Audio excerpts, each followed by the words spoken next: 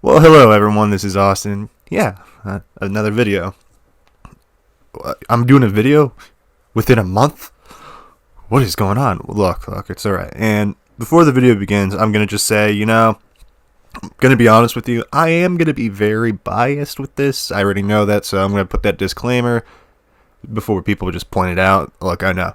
I love Shield Hero. I love Konosuba. I do love Overlord, but yeah, I'm going to give my honest opinions, and I know some people may not agree with some of the things I will say, but yeah, this is Isekai Quartet Season 2, and if it's good, and I'm going to talk, of course, about the Season 3 announcement, and obviously, Seiya and Rista, obviously, being in here, but nonetheless, this is going to be kind of a free, kind of scripted kind of video, and I'm just going to speak my mind. So, before we get into, the actual second season, I'm gonna first talk about this first season. The first season, honestly, for Isekai Quartet wasn't too bad, but it wasn't, amazing. It had its characters, and I do have to say though, my favorite characters out of the entire thing that actually do good, it's usually like Aqua, and as weird as it is, Talia.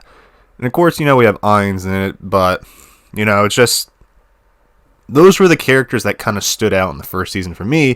And, poor, Albedo didn't get her chance in the first season, but the second season she did. But nonetheless, first season wasn't amazing nor bad, in my opinion, but continue on. So let's talk about, the new students that I made a video and kind of did a victory lap. Everyone was like, no, Shield Hero wouldn't. No, not at all kind of thing. And It was Shield Hero, and truth be told, let's talk about Shield Hero in this season. And I know a lot of people are going to be, what did you expect? It's Isekai Quartet, not Quintet. And they kept true to the actual name, which is very rare for any anime with a season 2 to keep to its name. Then again, we have Familiar of Zero, which, kind of an easy title to get away with. But nonetheless, we had Naofumi and Talia and Philo, and they weren't what I expected, and I am gonna be biased with this. I won't even deny it. I do think the writers of this show kind of have a lot of waste potential, and it makes me question a lot because I know people are gonna get upset when I say this, but they use too much of Tanya's soldiers that really don't have much personalities, and that's kind of what killed the second season for me. I actually almost dropped it about 3 times, but I got through it all, minus, well, it's 12 minutes, and I did, watch it with the people on Discord. Hey, you should join the Discord, because, we do that kind of stuff, we have fun. But nonetheless, it's just, now Fumi and the crew, what happened this season wasn't what I expected. I know a lot of people told me, oh, they're going to be background characters, and that's precisely what they were, but it's just like, they should have done more, honestly. They used too much of Tanya's people, and they kind of really ruined the experience. I mean, I love the Konosuba crew, but I feel they were too heavily used in this entire season this time, and I love Konosuba, the second season, the first season, but, sometimes the good old gag gets a little bit annoying. You can only hear the same joke so many times until you're just like, okay, we had enough of it. And of course, Aqua is just Aqua. She's useless.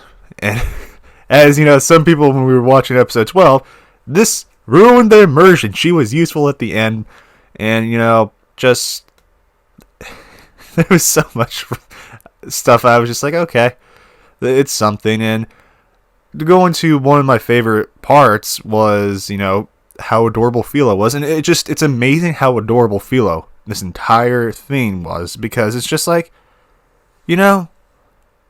how can you make something this, adorable? And well, then again, it's Philo. Philo is Philo, and what did we expect? But it makes me wonder, what were they thinking? Because another thing that I noticed with the season is Talia did not get much screen time. And, she is Best Girl. She did win Best Girl Crunchyroll Awards, but, I kind of expected Yun and Philo to be friends, and I really wanted Risha. I'm not going to even deny it, because I wanted them to be friends, because they don't have any friends. And, when you have no friends, you can be friends with someone with no friends. Yes, this is a math equation. Now get your toilet paper and get ready to solve this. I'm kidding. But, no, Yun has the best range out of any actor in this entire world. Don't even at me. Don't. We all know that she did an entire play by herself. But getting back to topic, my conclusion to, why, in a sense of Talia wasn't in there, my only logical thing is the voice actress wasn't, there all the time. She was busy. And I'm starting to come to a conclusion about, Shield Hero why didn't have a lot of appearances, and I saw a lot of people actually complaining about it, and I understand where they're coming from, because I felt a little bit, disappointed. That's kind of the best way to put it. This season was better because they added a new couple of characters, which kind of kept it fresh. And if they're gonna add new characters, they're gonna have to balance the screen time better. And I'm gonna be honest, I kind of want to move away from the Konosuba and that kind of classroom, and I think we should do like 3 episodes for one class and kind of have them all combined at the end. That's how I would do it if I was the writer, but it just seemed, how do I put it, just very confusing with the writers. It seems like the writers were bumping heads, and I get they all have to give screen time, and truth be told, what I would have done as the writer, since, or the marketing department, since, ReZero's having another season, I would have focused a little more on ReZero instead of Tanya's Soldiers to kind of promote it in a way. And, I thought we would get a release date for Shield Hero Season 2 when it would be coming out at the end of it, but we didn't, so it's a little disappointment there. But truth be told, I don't think we're going to hear anything about that, because, what's going on in the world, and I can't say the name, but that's delaying a lot of anime, so it makes sense. And Isekai Quartet doesn't take a lot to make. I'm going to be honest, that's why we're getting Season 3, and it helps sell merchandise. That's kind of the purpose of Isekai Quartet, so that kind of makes me go, why was I expecting so much out of the series? I don't know. Honestly, I just expected a lot of funny moments, and the one biggest disappointment, in my opinion, is they did not use Darkness and Naofumi together. Honestly, that is such wasted potential, and my day is ruined kind of thing. Well, it's, my disappointment is immeasurable and my day is ruined. Yes, we're going to do that from Review Bra. But, no, honestly, all jokes aside, not being too much of a, I think the season overall was okay. It was a lot better than the first, but that's not saying much.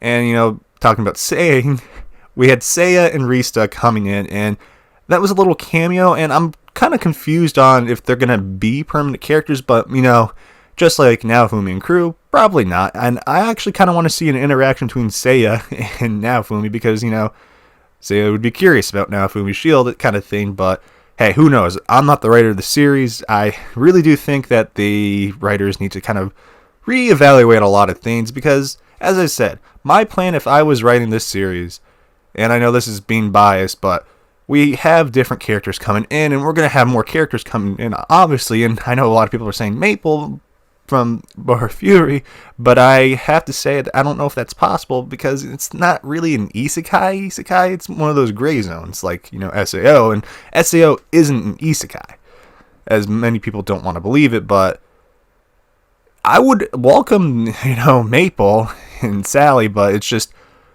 I don't know if they'll go over that line. But then again, that anime did well, so I could see it. It's kind of one of those things, and I have to keep saying, people, stop asking for slime. It's not going to happen. Not the same company. Kadokawa does not own slime. If they had slime, you bet that entire group would have been in there. They would have been the focus. It makes money like ReZero and everything else in this. And, I would love to see in the next season some old isekai characters, Familiar of Zero, that is, if I remember, owned by Kadokawa. And before people, say, hey, Austin, why not No Game, No Life? Because, you got to think about it like this. It needs another season. I'm kidding.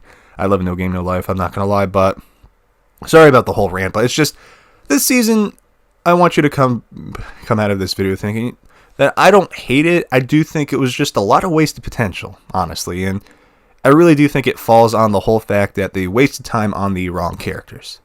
And it's a little bit upsetting, but what could I expect? Naofumi and the crew were just background characters, and I just think writers have to go back and rethink a lot about, the whole timing and screen time. But, my plan, as I said, 3 episodes per classroom, that'd be perfect. It'd give everyone happiness, but hey, what can you do, kind of thing. But anyways, guys, thank you for watching. Share this video, like, subscribe, yada yada.